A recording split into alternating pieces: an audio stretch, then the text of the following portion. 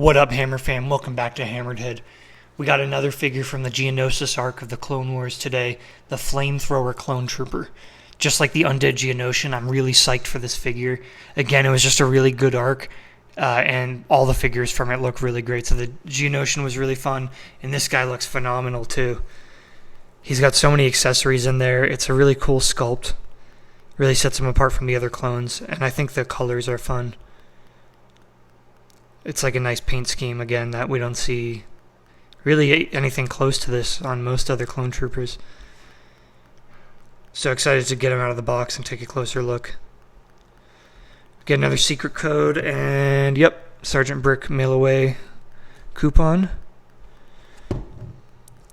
I think the card back image is kind of eh. I do like that you can see the flame in like his visor. So that's a nice touch, and it's a really great image on the actual game card.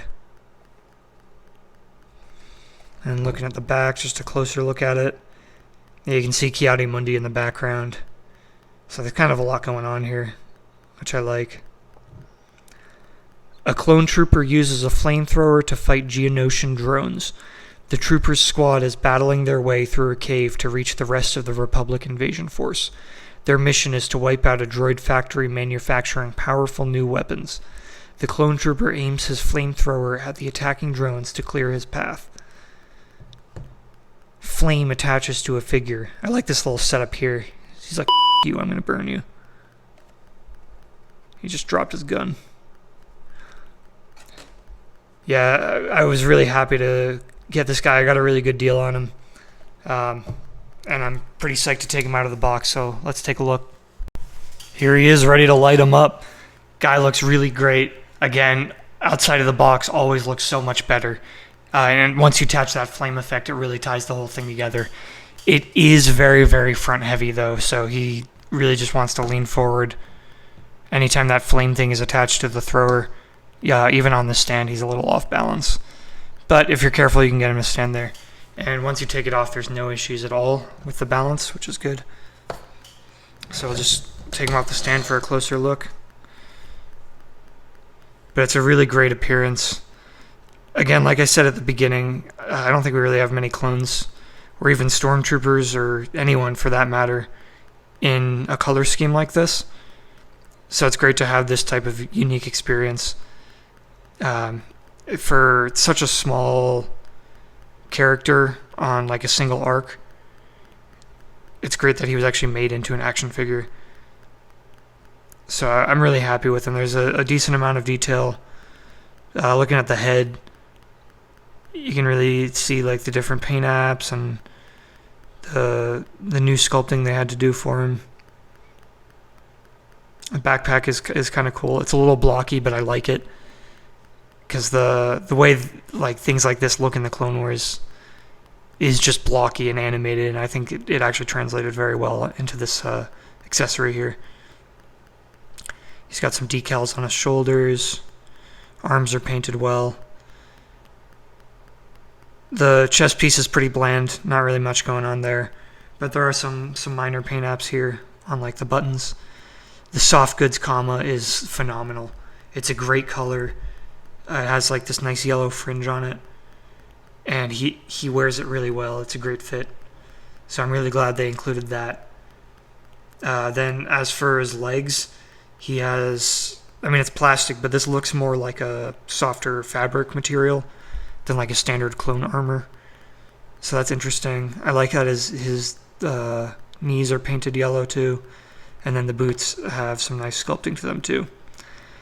I'd say probably the biggest issue with the appearance of the character is just the lack of weathering. He looks very clean, which is normally fine. Like, that's not a big deal. But it's a little too clean, especially like on the chest piece. But I mean, it's, you know, not a big complaint. I think he looks really great. It's such a good sculpt, and the paint is really nice. Such an interesting color. And then looking at the sculpt also, it's pretty interactive. So his head, he has like this helmet topper that comes off. And same with these shoulder pieces. It's just like a little peg in there, slides in. And of course the backpack you can keep off. Ugh, there we go. So again, just really clean on the back. A little too clean. And I think he looks really goofy with that piece off the top of his head. I don't know, he looks like Patrick Star or something. Really bizarre. I don't know why that would be removable, but it is. And you have the option. So yeah, overall this I think is a really great sculpt and paintwork. Articulation is mostly satisfactory. He's got just a swivel head, which honestly is okay because he's got so much going on with the helmet that even if it were ball jointed, he couldn't really look up and down too much anyway. He does have ball joint shoulders, and I took the shoulder panel off because he can only go up like this far with it on before it like pops off. But once you take it off, he can go up much higher. Then he's also got ball jointed elbows, swivel wrists, swivel waist, swivel hips, and swivel knees. Excuse me, ball joint knees. There is nothing going on in the ankles, which is probably the biggest disappointment. Again, just given the balancing issues he has when he has that flame attachment on. Would have been nice to have a little bit more flexibility around the ankles to help him stand out more. But not a big deal because he still looks really cool. This dude comes with a lot of stuff. So we actually get 3 different giveaway type things: Clone Cash, Clone Wars Code, and another Sergeant Brick mail away thing.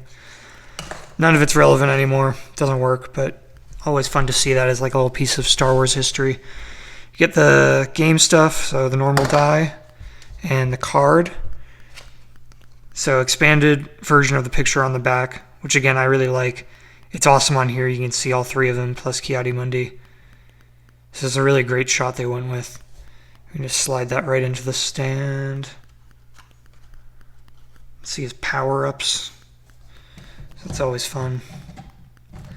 And looking at the real accessories for the figure, he does come with a blaster rifle, which is mostly pretty standard, but the power cell magazine thing actually sticks out pretty far compared to a lot of other versions of this blaster. So that's like a nice little fun thing we get with him. The flamethrower is really nicely done. The foregrip up here is actually on a hinge with pretty decent range, so that it makes it really easy for him to hold it, which I appreciate. And the sculpt itself is pretty good too. There's a lot of detail on there. I really like this fuel cell up front, and then like the vents towards the barrel. It's pretty standard color. It's just like all one shade of silver. So not too much going on with the paintwork, but it is a nice choice of paint, which I appreciate. And then we get 2 flame effects. So one is just like the standard flame ball shoot thing that he shoots at, and I think they did a really good job on this. This looks really cool. And then second is like a flame grab effect, so you can still stick it on the end of the flamethrower and then stick a figure in here that he's like burning alive or something. So that's just like another fun little way to turn this guy into a diorama, which I like. And I really want to try this out, so let's see what it looks like. Alright, so we're going to try out the flame holding effect. It is pretty small, so it's not really going to fit on the Geonosian, unless it's just like attached to his face. So that's too bad, but not a big deal. You might be able to force it, but I don't want to risk breaking it or anything. But that's okay. We're going to use it on this battle droid. So let's see if we can just wrap it around maybe his waist. And then attach it like so.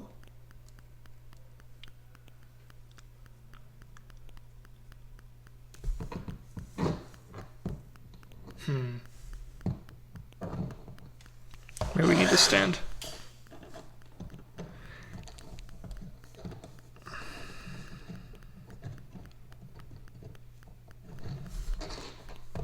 So you kind of gotta make sure he's holding the flamethrower the right direction.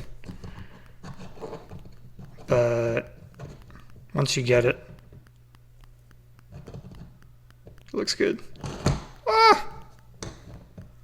Well, you get the point. It's going to take a lot of finagling to get him to hold the flamethrower the right way.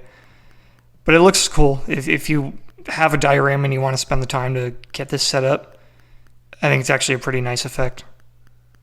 And that's the Flamethrower Clone Trooper. I hope you liked this guy as much as I did. I think he's really cool. Got a really nice, unique design. Great paint apps and sculpt overall. Good features with the flames and nice accessories. So just really all in all, just a great addition to any collection. So if you get the chance, definitely pick this guy up. Huge shout out to LAENs for being my newest Patreon subscriber. Really appreciate it. Support goes a long way. Super awesome to have you on the team. Everyone else, be sure to follow on YouTube, Instagram, and Facebook. Check out the Patreon page, and don't forget, stay hammered.